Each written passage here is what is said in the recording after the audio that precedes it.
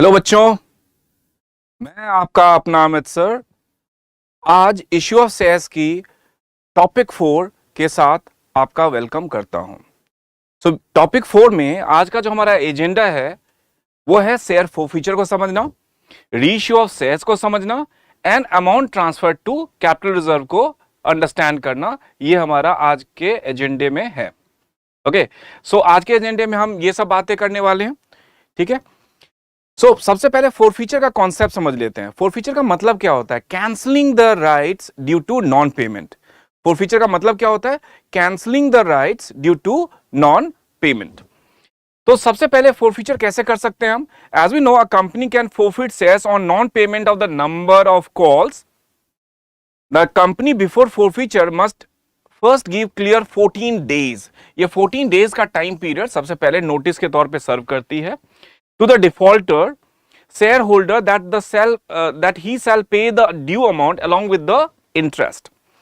आपको पता है पिछले क्लास में हमने बात करी थी, पिछले सेशन में हमने बात करी थी, सपोज कोई share holder fail to pay the sums due on से फर्स्ट कॉल और उसके बाद वो पे कर देता है तो उसके ऊपर हम interest on calls in arrear लगा के एंड फिर then he can be a part of the organization and he can continue with the second and final call account। So basically, if not paid by the specified date, then the shareholder, the shares shall be forfeited. If the shareholder still doesn't pay, the company may forfeit the shares by passing an appropriate resolution for the same। तो forfeiture का मतलब क्या होता है? Forfeiture का मतलब यही है जो मैंने आपको बताया, जैसे cancelling the rights due to non payment. जब भी कोई शेयर होल्डर किसी एक पर्टिकुलर कॉल के लिए पैसे नहीं देता है, so his shares is being forfeited by the company. Forfeiture का मतलब हिंदी में आप देखो तो इसका मतलब होता है छीनना। छीनने का मतलब नहीं कि उसका और भी कुछ हम सामान छीन लें। Basically what ever amount he has paid to the organization, the company is not going to refund that amount. The company is not refund that amount. So this is all about forfeiture। So let's talk about the forfeiture in details। तो forfeiture में हम detail में पढ़ने वाले हैं आज। When shares are originally issued at par, तब कैसे forfeit करेंगे? When shares are originally issued at premium, तब कैसे करेंगे? And when shares are issued on pro rata। देखिए बुक्स में या कभी भी देखें तो दो ही कंडीशन में होते हैं कि जब issued at par होता है, at premium भी होता है। This is not a case, but I believe this is the major condition। तो आज हम तीनों के बारे में अच्छे से आपके साथ बात करने वाले हैं। Now, पहला है when shares are originally issued at par। तो इसके लिए हम जर्नल एंट्रीज आपने सीखा होगा, share capital account debit, to calls in arrear account, to share forfeiture account. अब इसका लॉजिक समझ लीजिए। आपने देखा होगा जब फर्स्ट सेशन में हमने लिया था, या आप 8 एंट्रीज आपको पता ही है कि हम एंट्री क्या करते हैं, bank to share application to share capital, share allotment to share capital, bank to share allotment. अब इसका रेलेवेंस क्या है? बहुत सिंपल है। शेयर कैपिटल को मैं यहां क्या कर रहा हूं, क्रेडिट कर रहा हूं। So basically I am trying to raise the capital and that is the only reason why I am crediting the share capital। लेकिन इस कंडीशन में आप देख सकते हैं कि शेयर कैपिटल को मैं क्या कर रहा हूं, डेबिट कर रहा हूं। So basically I am not raising the capital, I am declining the capital. मैं इसको क्या कर रहा हूं, स्टॉप कर रहा हूं कि इन शेयर होल्डर को हम कंटिन्यू नहीं करेंगे, इन शेयर होल्डर्स को हम शेयर्स नहीं देंगे। तो दैट इज द रीजन। सो इसके शेयर को हम क्या करते हैं, डिक्लाइन करते हैं। तो जब हम शेयर्स को इंक्रीज कर रहे होते हैं रेज करने के लिए तो क्रेडिट होता है, और जब डिक्लाइन कर रहे थे it's suppose to be debited. To share forfeited account, to calls in arrear account. Calls in arrear बहुत सिंपल है। कॉल्स इन एरियर आपने देखा होगा कि when a share holder didn't pay for a particular call, पिछले session में हमने बात करी थी, तो हम क्या करते हैं, bank account debit, calls in arrear account debit to respective calls account. तो उस टाइम में calls in arrear is a loss. Since I am going to close the account of that particular shareholder, तो calls in arrear is not a loss for the organization। तो calls in arrear को हम credit करके उस effect को nullify कर देते हैं। अब शेयर फोरफीचर क्या है? Share forfeiture is actually a benefit. Share forfeiture is actually a benefit for the organisation since the share holder couldn't make the payment, 14 days के नोटिस पीरियड के बाद भी नहीं पे कर पाया वो, तो ये कंपनी के लिए एक बेनिफिट होता है। अब इसको समझते हैं। ये सबसे इंपॉर्टेंट टॉपिक है, टर्म है एक्चुअली कॉल्ड अ वैल्यू। इसको मैं आपको बहुत ब्रीफली समझाने वाला हूं क्योंकि जब भी आप शेयर फोरफीचर में एक्सेल करेंगे तो ये कॉल्ड अ वैल्यू आपके फिंगर टिप्स पे होना चाहिए समझने के लिए। जैसे मैंने एक क्वेश्चन ले लिया, ABC limited has issued 10,000 equity shares of 10 each, payable as 4% on application, 3% on allotment and ₹2 on first and final call, sorry first call and final call ₹1 per share। So ABC limited ने 10,000 shares issue करा है at the rate of 10 each, 4 application पे है, 3 allotment पे है, 2 first call पे है और 1 rupees on second and final call पे है. Okay. Mr. X, a holder of 200 shares, failed to pay the sums due on calls. अब मिस्टर एक्स ने क्या क्या करा है? सबसे पहले first condition, mister X fails to pay the sums due on allotment and the company forfeits his share. Second condition क्या है? Mister X fails to pay the allotment and first call money and his shares is forfeited. Case 3 क्या है? Mister X fails to pay the first and final call and on his subsequent failure to the second and final call his shares is being forfeited. बहुत simple है. इस value को आपको सिर्फ याद रखना है. 4 on application, 3 on allotment, 2 on first call and 1 on final call. और मिस्टर एक्स जो होल्डर है 200 शेयर्स का, बस इसको ध्यान रखना है, फिर सारा कुछ इजीली हो जाएगा. चलिए सॉल्व करते हैं इसको. तो पहला केस क्या है? केस 1. फर्स्ट कंडीशन है कि इसमें 4 rupees on application, 3 rupees on allotment, 2 rupees on first call and 1 rupees on final call. तो mister X paid for application, couldn't pay for allotment and before making the first call his shares were blocked. मतलब forfeit कर लिया हमने. तो देखिए share की face value कितनी है, ओरिजिनल वैल्यू कितनी है? 10 रुपए की है. इसमें 2 पार्ट्स में डिवाइड कर दीजिए. एक है कॉल्ड अप वैल्यू, मैंने फर्स्ट सेशन बताया था कॉल्ड अप वैल्यू क्या होता है, और दूसरा है अनकॉल्ड अप वैल्यू. तो यहां कॉल्ड अप वैल्यू कितना है? 7 रुपीज है, क्योंकि फर्स्ट एंड फाइनल कॉल तो कॉल ही नहीं किया कंपनी. तो ये जो होगा ये 3 rupees, 2 rupees of first call and 1 rupees on final call, ये अनकॉल्ड वैल्यू होगा. अब ये ध्यान में रखें कि जब भी आप फोरफीचर की बात करते हैं तो all the calculation is basically based on the called up amount. Uncalled up से हमारा कोई मतलब नहीं होता है, तो इसको कंसिडर नहीं करना है. अब इस 7 रुपीज में से 2 पार्ट्स होंगे, एक रिसीव टर्म है और एक है not received. Received is only 4 on application. So not received क्या होगा?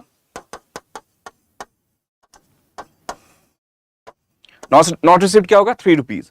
तो जो रिसीव है ये शेयर फोरफीचर में चला जाएगा, क्योंकि ऑर्गेनाइजेशन ने यही फोरफिट करा है.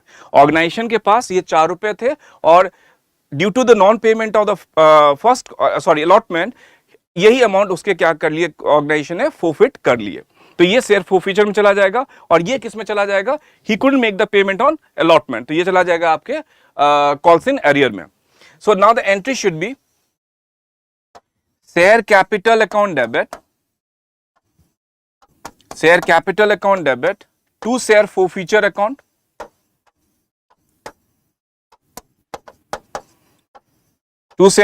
Account, to calls in arrear account.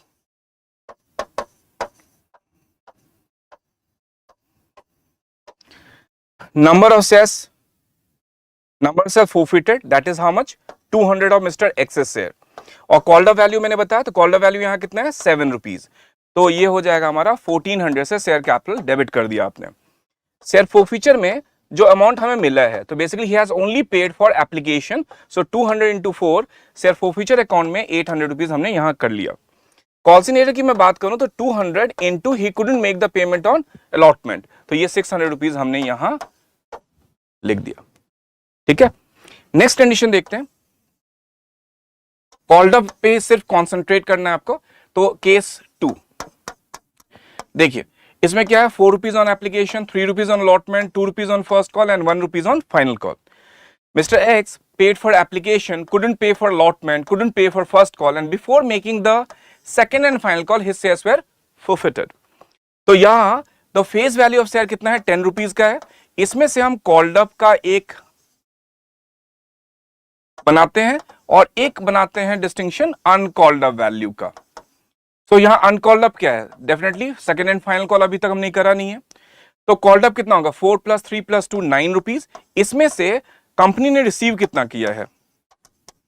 Company has received only for application, so company doesn't receive, not receive for allotment and first call on 5 rupees per share. तो इसकी जब एंट्री आप पास करोगे तो simply share capital account debit, so number of shares forfeited that is 200 into called up value that is 9, so 1800 से कर दीजिए. To share forfeiture account,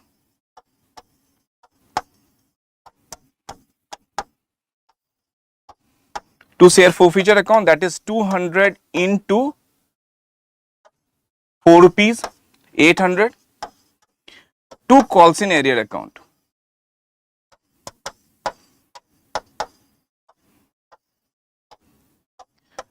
So 200 into 5, that is 3 on allotment and 2 on first call. ये हो जाएगा हमारा 1000 rupees. ठीक है. Now moving to the next condition, case 3.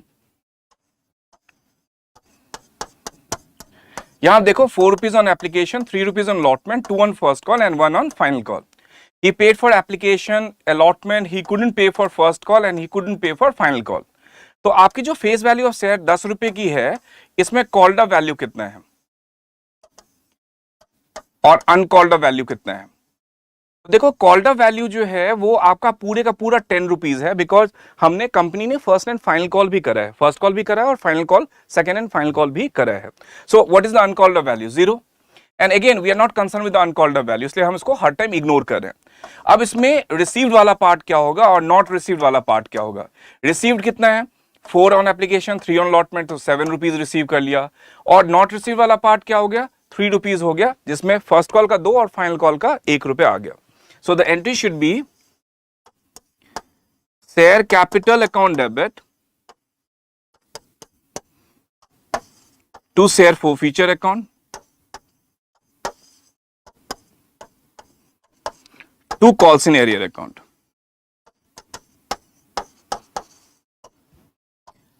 200 into 10 number of shares forfeited into called up value. So basically जब भी आप forfeiture की बात कर रहे हैं तो आपको सिर्फ कॉन्सेंट्रेट करना है कॉल्ड अप वैल्यू पे. ठीक है, तो आप जो भी number of shares forfeited into called up value करेंगे, फोरफीचर में कौन सा अमाउंट डालेंगे? What ever the company has received. Calls in arrear में क्या करेंगे? द कंपनी जो एक्सपेक्ट करती थी रिसीव करने के लिए, but the company has not yet receive that, तो वो कॉल्स इन एरियर में unpaid amount on share holder वो आप कॉल्स इन एरियर में लिख देंगे. तो इस कंडीशन की मैं बात करूं तो यहां 200 into 10 2000 आ जाएगा शेयर कैपिटल अकाउंट में. मैं शेयर फोरफीचर की बात करूं तो we have received already 7, so 200 into 7, ये 1400 यहां लिख दूंगा मैं फोरफीचर में. और कॉल्स इन एरियर की मैं बात करूं तो 200 into 3 और ये आ जाएगा 600 कॉल्स इन एरियर अकाउंट में.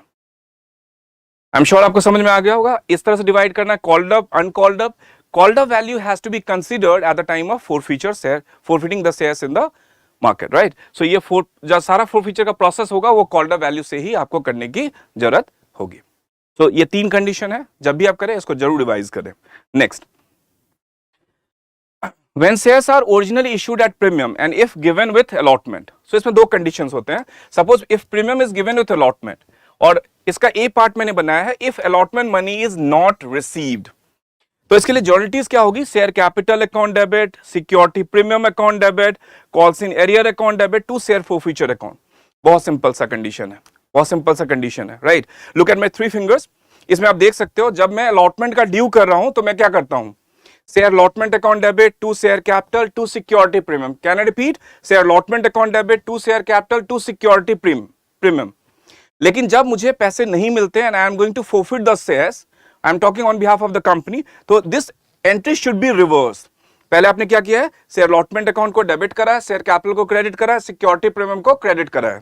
So now the entry should be share capital account debit, security premium account debit to share allotment. तो देखो share capital account debit, security premium account debit to calls in arrear. अब बोलोगे sir share allotment क्यों नहीं? तो ये already clear किया हुआ है मैंने कि with opening of calls in arrear account and without opening of calls in arrear account.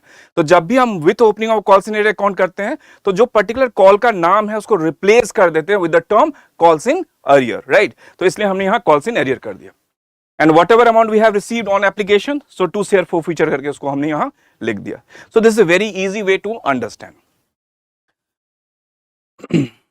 ठीक है, इसमें एक क्वेश्चन ले लेते हैं. ABC limited issued 10,000 equity shares of rupees 10 each at a premium of 2 per share, payable as rupees 4 on application, very good, 5 on allotment, including rupees 2 of premium, 2 on first call and 1 rupees on second and final call. Mr. X, a holder of 200 shares, failed to pay the sums due on calls under the following given cases. पहला case है if Mr. X fails to pay allotment money and company forfeit his share. तो इसमें confuse नहीं होना when I am talking about the called up value, क्योंकि पिछले condition में आपने देखा कि all the things has to be done with the help of called up value. यहां भी हम वही करने वाले हैं, लेकिन एक टर्म यहां क्या आ गया, सिक्योरिटी प्रीमियम। तो बच्चे कंफ्यूज हो जाते हैं इसमें। जब भी मैं कॉल्ड अप वैल्यू की बात करूंगा तो security premium is not a part of called up value. Why not part? Because called up value is a part of face value, original price, right. When the shares are issued at par, तो जो original price होता है उसका part होता है called up value, and premium क्या होता है, अबव फेस वैल्यू होता है। सो कॉल्ड अप वैल्यू जब भी मैं बोलूंगा it doesn't include the premium amount, right. अब इस क्वेश्चन को बहुत इजीली सॉल्व कर सकते हैं। आप देखें तो इसमें क्या है, क्वेश्चन बड़ा सिंपल सा। इसमें 4 रुपीज हम एप्लीकेशन के ऊपर चार्ज करें, 5 रुपीज अलॉटमेंट पे चार्ज करें, और जिसमें से 2 रुपए का प्रीमियम है और 3 रुपए का अलॉटमेंट है। फर्स्ट और फाइनल कॉल हमने नहीं करा है। तो जब मैं कॉल्ड अप की बात करूंगा तो कॉल्ड अप में ये प्रीमियम का 2 रुपया जो है वो मैं इंक्लूड नहीं करूंगा। मैं कितना इंक्लूड करूंगा, ओनली 7 रुपीज करूंगा। Whenever I say called up value, it doesn't include the security premium, right? So ये 2 रुपया जो सिक्योरिटी प्रीमियम का है इसको मैं इंक्लूड नहीं करूंगा। तो कॉल्ड अप वैल्यू मेरा कितना आ गया, 4 on application and 3 rupees on allotment. So the entry should B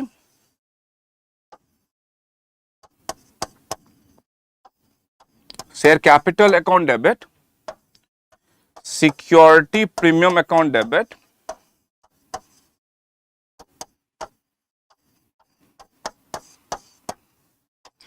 to share forfeiture account,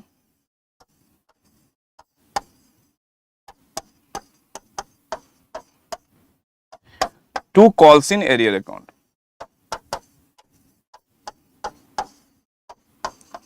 So share capital account has to be debited with 200 into called up value, that is 7, ठीक है।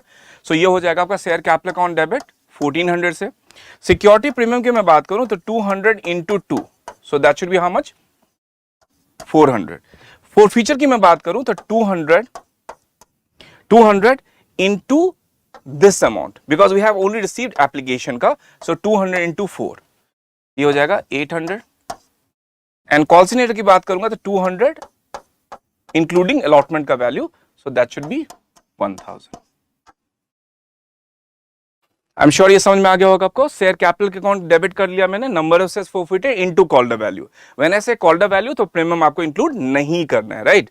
Security premium account debit, definitely ये 2 रुपए का premium है and this was not received, इसको भी close करना पड़ेगा। Everything should be closed in account, right.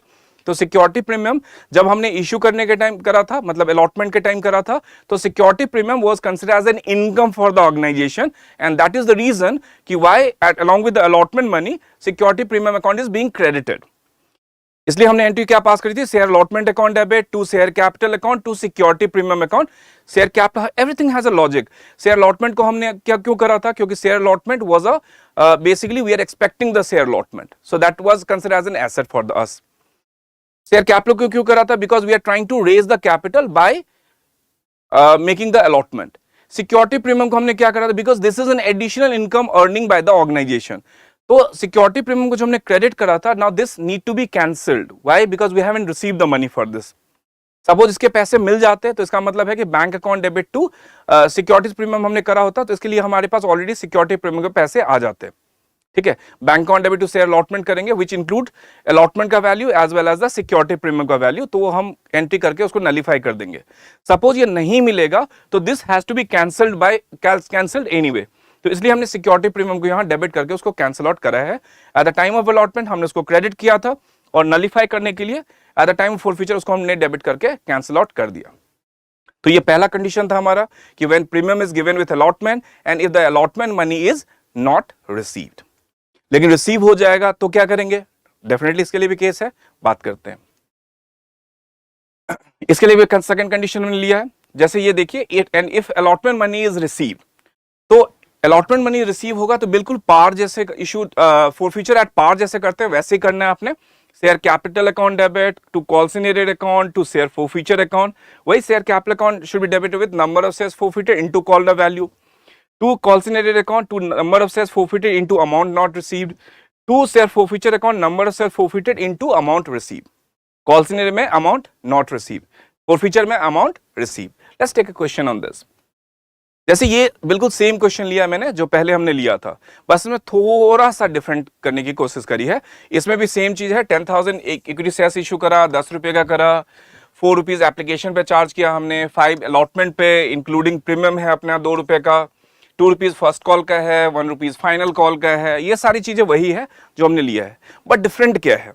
Mister x भी सेम है 200 शेयर्स के साथ, डिफरेंट क्या है? If mister X fails to pay the first call and on his subsequent failure to pay the final call, the company forfeit his shares. Since premium is included is a part of allotment, and allotment money has already been received by the organization. Now, so this is a matter of first and final call. The company doesn't receive the first and final call money. तो जब भी इस तरह का condition होता है जिसमें हम सिक्योरिटी प्रीमियम हमें मिल जाता है, so basically while calculating this हम उसको कंसिडर नहीं करते हैं. Means ₹4 on application, ₹3 on allotment, because we haven't considered the security premium. ₹2 on first call and ₹1 on final call. So application he paid, allotment he paid, he couldn't pay for first call and he couldn't pay for final call. So here the called value is entire ₹10, out of which the amount received is 7 and amount doesn't received is 3. So the entry should be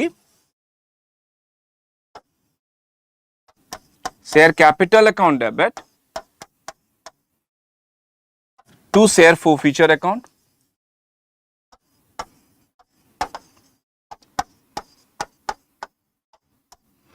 to calls in arrear account.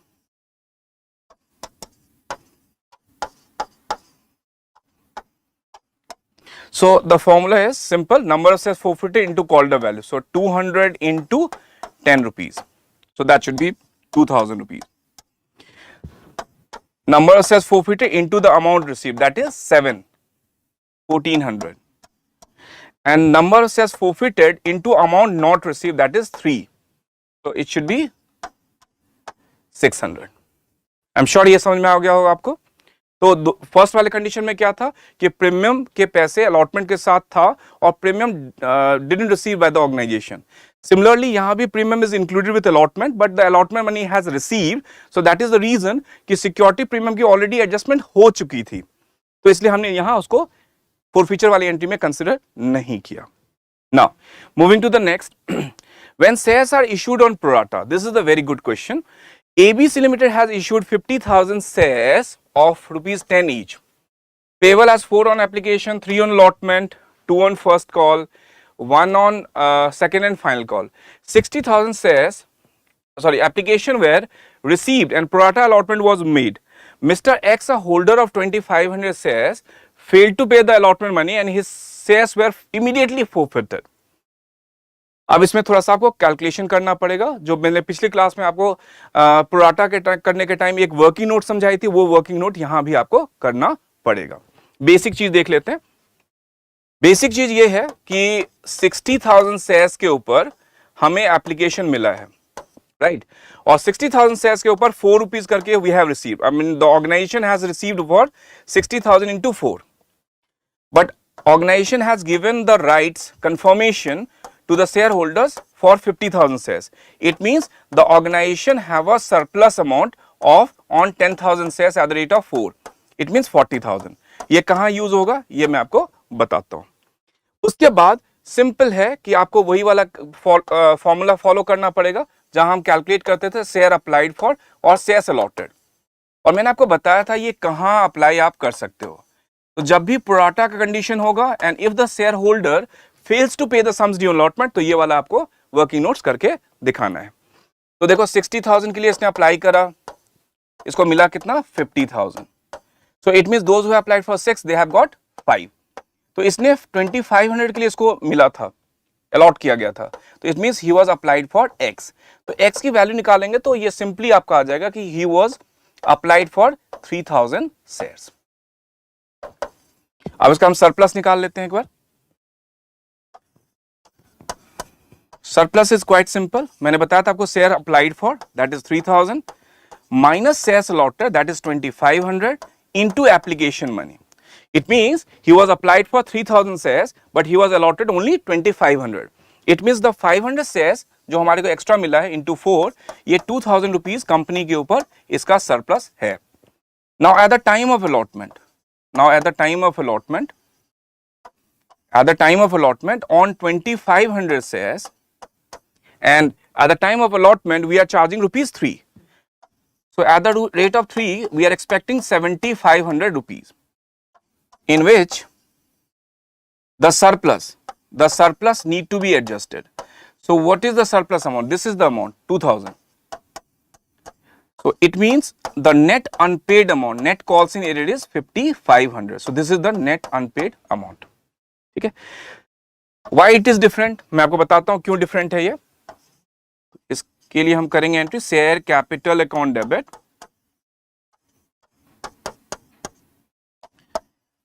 To share forfeiture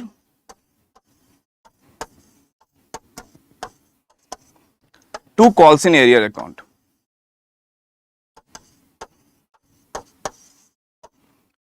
So it's real simple. 4 rupees on application है और 3 rupees on allotment है. इसका मतलब है 7 rupees called a value था. So number of cess forfeited into called a value.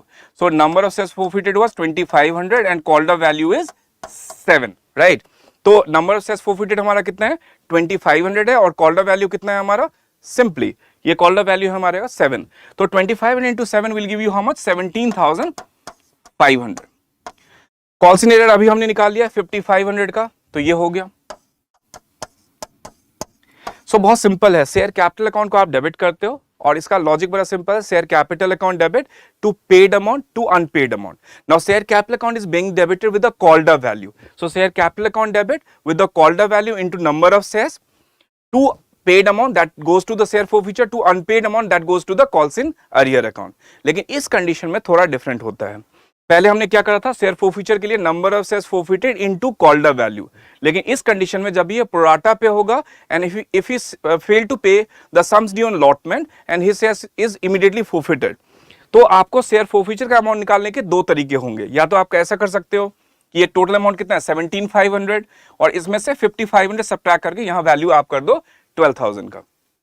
तो this will be one thing. But आपने यहां मिस्टेक करी होगी तो ये भी आपका गलत आएगा. इसका ट्रायल एंड टेस्टेड एक फॉर्मूला क्या है मैं आपको बताता हूं. जब भी ये प्रोराटा कंडीशन आए तो उस कंडीशन में आपको लेना है if you fail to pay the sums due on allotment. इसका फॉर्मूला क्या होता है number of shares applied for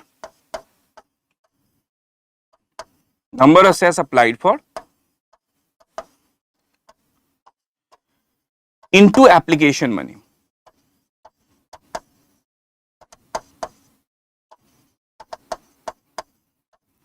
तो इसका मतलब इसने अप्लाई कितने के लिए करा था 3,000 शेयर्स के लिए और एप्लीकेशन के टाइम चार्ज कितना कर रहे थे 4. तो अब आपका वैल्यू कितना आ जाएगा 12,000 आ जाएगा. क्योंकि इसने एप्लीकेशन के बाद इसने किसी की पेमेंट करी भी नहीं थी और एप्लीकेशन इसने कितने शेयर्स के ऊपर दिया था 3,000 शेयर्स के ऊपर दिया था. And how much we have charge at the time of application that was 4. So 3,000 into 4. इसका मतलब शेयर forfeiture में ये वाला फॉर्मूला आप अप्लाई करिएगा number of shares applied for into application money. लेकिन कब अप्लाई करेंगे जब प्रोराटा पे होगा and if the share holder fails to pay the sums due on allotment. उसके बाद इमीडिएटली हमने forfeit करा है तो ये आप शेयर forfeiture निकालने के लिए फॉर्मूला अप्लाई कर सकते हैं number of shares applied for into application money. Now reissue of forfeited shares. Share forfeited becomes the property of the company and the director have the authority to reissue them at par, at premium, at discount. In case they are issued at par, accounting entry क्या होगी bank account debit to share capital account होगा. तो इसका भी हम ले लेते हैं एक एंट्री ले लेते हैं. ABC Limited has reissued 100 shares at the rate of 10 each. तो इसके लिए जर्नलिटीज आप क्या करने वाले हैं bank account debit to share capital account. क्योंकि जब भी आप रीइश्यू करते हैं तो उस टाइम में application allotment different calls possible नहीं होते हैं. वन टाइम पेमेंट होती है तो इसलिए हम bank account debit to share capital straight away कर रहे हैं. तो ये आपके पास क्वांटिटी कितना है 100 शेयर्स का और eight the rate of 10 each. तो ये कितना हो जाना है 1,000 रुपीज. ये बेसिक था. नेक्स्ट ये क्वेश्चन बहुत पूछा गया है सीयूटी में बहुत बार आया है.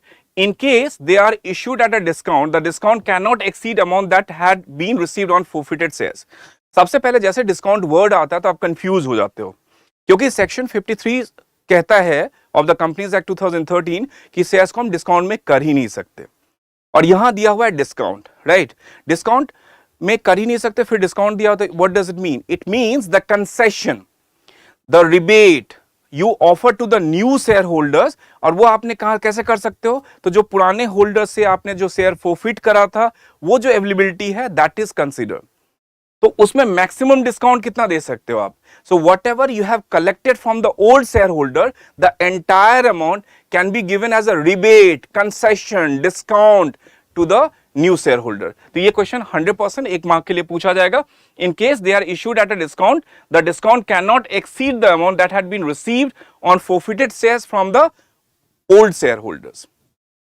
इसमें कंडीशन मैंने लिया है कि सपोज डिस्काउंट में होगा तो एंट्री क्या हो सकती है, bank account debit, forfeited shares account debit to share capital account. ये क्वेश्चन से थोड़ा बेहतर समझ में आएगा। एक क्वेश्चन लेते हैं, देखिए इसमें क्वेश्चन बहुत सिंपल है। 100 शेयर हमने रीइश्यू करा है, 9 रुपीज का शेयर पे करा है और इसकी ओरिजिनल वैल्यू कितनी है, 10 रुपीज की है। तो देखो 10 रुपीज की उसकी ओरिजिनल वैल्यू है, ठीक है, and the company has received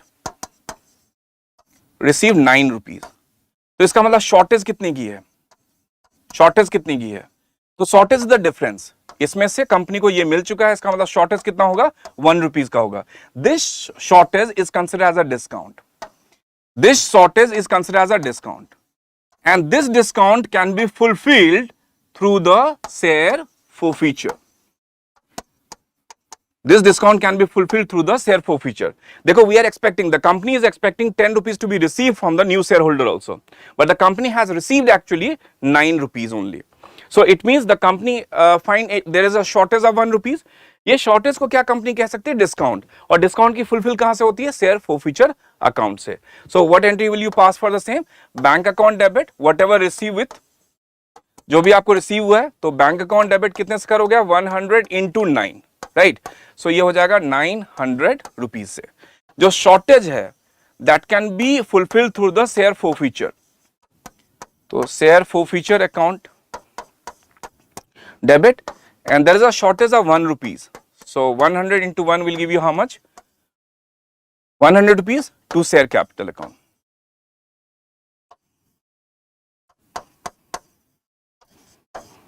To share capital account, that is 100 into 10.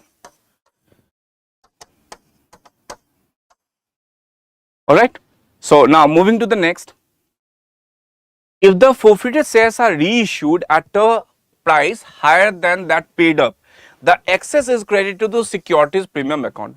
Simple है, 10 रुपीज का ओरिजिनली शेयर है और आपको 10 रुपीज से एक्सेस मिल रहा है। Just take an example, 12 rupees मिल रहा है, so you are collecting more, so whenever we are collecting more, so that is being transfer to the securities premium. So the entry should be bank account debit, whatever you have received on the shares, to share capital account, that is the paid up amount, to security premium account, excess amount received over the paid up amount. Let's take a question on this. जैसे यहाँ question हमने ले लिया, ABC Limited has reissued 100 shares at the rate of 12 और इसकी original value कितनी थी, 10 rupees की थी। तो आप देखो 12 रुपीज में से actually the original price was 10, original paid up price was, so 2 rupees, this is an excess over the paid up price, paid up price. So this is being transferred to security premium. This is the additional income the company is earning. So this is being transferred to the security premium. So the entry should be bank account debit, bank account debit to share capital account, to share capital account, to security premium account.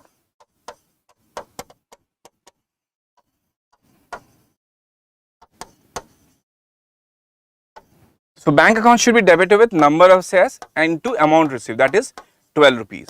So bank account should be debited with 1200. To share capital account, that is 100 into 10. So that should be 1000. To security premium account, that is 100 into 2, 200. So there are 3 conditions. पार में कर सकते हैं, discount में कर सकते हैं और premium में कर सकते हैं, राइट। नाउ कैपिटल रिजर्व, क्योंकि आज का हमारा एजेंडा ही सेशन का है फॉरफीचर को अंडरस्टैंड करना, रीइश्यू को अंडरस्टैंड करना और amount transfer to capital reserve को अंडरस्टैंड करना। So what do you mean by the capital reserve? Excess amount received on share forfeiture over the utilized amount. Received on share forfeiture over the utilized amount of share forfeiture. So the journal entry is share forfeiture account debit to capital reserve account. इसमें समझते हैं, इसमें दो concept होते हैं. Calculation of amount to be transferred to capital reserve when all the forfeited shares are reissued. So ये formula different हो जाएगा. When a part of forfeited shares are issued, पहले फॉर्मूला देख लेते हैं, फिर इसको अप्लाई कैसे करना है वो हम सीख लेंगे. When all the forfeited shares are issued, the formula is capital reserve equals to available amount of share forfeiture minus utilized amount of share forfeiture. Now what do you mean by the term available amount? Available amount means whenever we are forfeiting the shares, so share forfeiture account is being credited. So that is an income for the organization, that is an income, available income for the organization, right? And that can be used as a discount to the reissued shares. तो वो जो आप share forfeiture credit करते हो eight the time of forfeiture, वो आपके पास availability बताता है. जब रीइश्यू करते हो और डिस्काउंटेड में रीइश्यू करते हो तो share forfeiture account is to be debited, तो वो आपकी यूटिलाइजेशन बताता है. So the difference between two has to be transfer to the capital reserve. और ये कब पॉसिबल है और ये कब पॉसिबल है? ये उस टाइम पॉसिबल है, just take an example, company ने 1000 शेयर्स को फॉरफिट करा है और कंपनी ने 1000 शेयर्स को ही रीइश्यू करा है. इसका मतलब है we can use this formula when all the forfeited shares are reissued. Company has forfeited 1000 shares and company has reissued 1000 shares only, so we can use this formula. But suppose if company has forfeited 1000 shares and company can reissue only 800 shares, then the formula would be, दो तरीके से calculate कर सकते हैं. पहले 800 का value निकाल लेते हैं, फिर एक तरीका मैं आपको और बताऊंगा. So when a part of forfeited shares are reissued, तो इसमें से आप देखो कि फर्स्ट स्टेप क्या हो सकता है, find the available amount of share forfeiture. So it is total amount forfeited upon number of shares forfeited into reissued shares. यहां से आपने अवेलेबिलिटी निकाल ली on 800 shares. Since out of 1000 आप सिर्फ 800 को ही रीइश्यू कर रहे हैं. कैपिटल रिजर्व के लिए क्या करोगे, available amount minus utilised amount of share forfeiture, तो इससे आपका अमाउंट कैपिटल रिजर्व में ट्रांसफर हो जाएगा. एक क्वेश्चन ले लेते हैं, ये बेटर क्लैरिटी देगा हमें. ABC Limited has forfeited 1000 shares of Mr. Ram, 10 each, due to the non-payment of final call money of ₹3 per share, and reissued Mohan under the following given cases. If entire forfeited shares of Ram are issued to Mohan, if only 800 out of forfeited shares, forfeited 1000 shares of Mr. Ram are reissued to Mr. Mohan. बहुत ही interesting question है. इसमें जो मैंने focus करा है वो main करा है कैपिटल रिजर्व पे.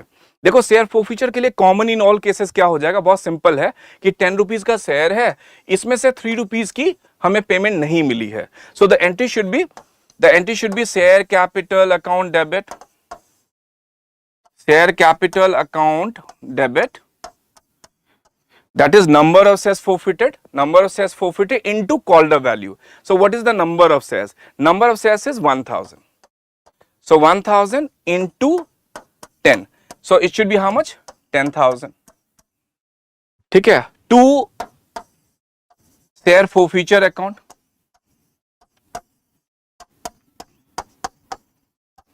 It is very simple. Out of 10, if we haven't received 3, इसका मतलब हमने रिसीव कितना कर लिया होगा, 7 कर लिया होगा. So 1000 into 7, that is being transferred to the share forfeiture account, to calls in arrear account.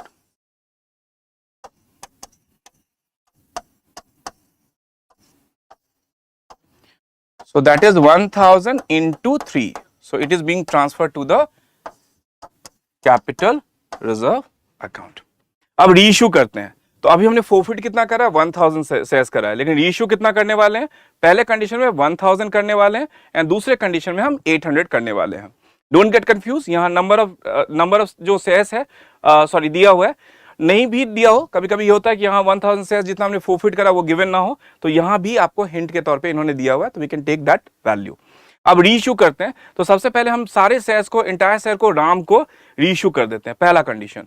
And दूसरा कंडीशन है कि हम सारा शेयर हमने 800 शेयर्स हमने मिस्टर मोहन को रीइश्यू कर दिया है और इसकी वैल्यू भी ले लेते हैं. सपोज 9 रुपीज में हमने रीइश्यू करा है. So let's take a value of this. तो बड़ा सिंपल सा है, इसकी वैल्यू हम ले लेते हैं. सबसे पहले मैं एक पार्ट ले लेता हूं जब मैं 1000 को रीइश्यू कर रहा हूं. तो the entry should B bank account debit This is the second entry. Share forfeiture account debit. Share forfeiture account debit to share capital account. बहुत सिंपल है, क्योंकि आपने बैंक में, जैसे मैंने एज्यूम कर लिया कि 9 रुपीज हमें मिल रहा है. So on 1000 shares we are getting at the rate of rupees 9. So bank account should be debited with 9000. Share forfeiture account should be debited with the discounting amount, that is 1. So ये 1000 हो जाएगा. To share capital कितना हो जाएगा? 10,000 rupees हो गया. Now third condition क्या हो सकता है? Share forfeiture account debit to capital reserve account. Share forfeiture account debit to capital reserve account.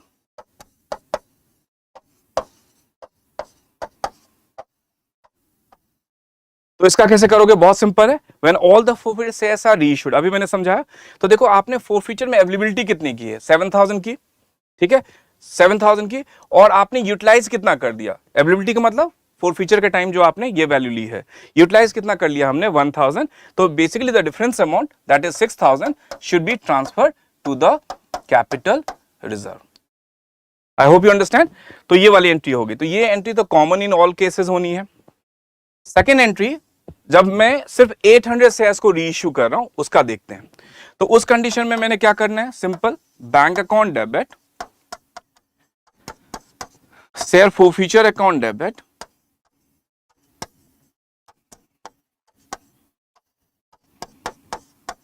To share capital account.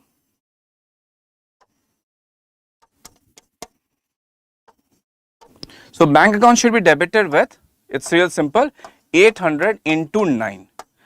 So 7200 से बैंक हो गया debit.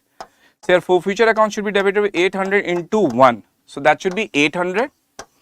To share capital account, that is 800 into 10. So ये हो जाएगा हमारा बहुत simple सा 8000 rupees. अब द क्वेश्चन इज कि हमने फोरफिट करे थे 1000 शेयर्स, लेकिन रीइश्यू कितने करे हमने? सिर्फ 800 शेयर्स करे. तो अनरीइश्यूड वाला पार्ट कितना है? 200. सो बेसिकली व्हाइल रीइश्यूइंग दो shares we can take the benefit of reissued shares only, not the unreissued shares. In this condition हमने 1000 शेयर्स को फोरफिट करा है, so we can take the benefit on 800 shares only. हमने forfeit 1000 करा, लेकिन हमने reissue कितना करा? 800. So we can take the benefit on 800 shares only. जो 200 शेयर्स के ऊपर है उसका बेनिफिट हम नहीं लेंगे. तो आप ऐसे कर सकते हो, बहुत सिंपल सा. डायरेक्टली भी निकाल सकते हो. मैं वो मेथड के साथ साथ डायरेक्ट वाला मेथड भी बताता हूं. तो जैसे देखो कि 10 रुपीज के शेयर में से 3 रुपीज हमें नहीं मिले, इसका मतलब मिले कितने होंगे? 7. Out of 10 if the organisation doesn't receive 3, so इसका मतलब कंपनी ने रिसीव कितना करा? 7.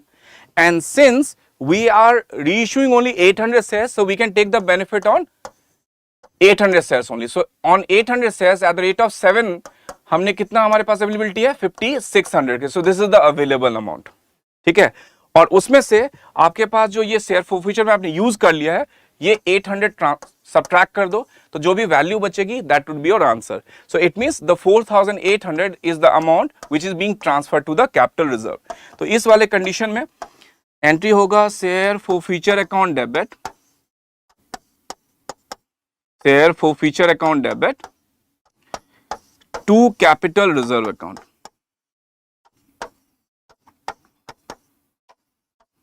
और यहां आपका आंसर आ गया 4800.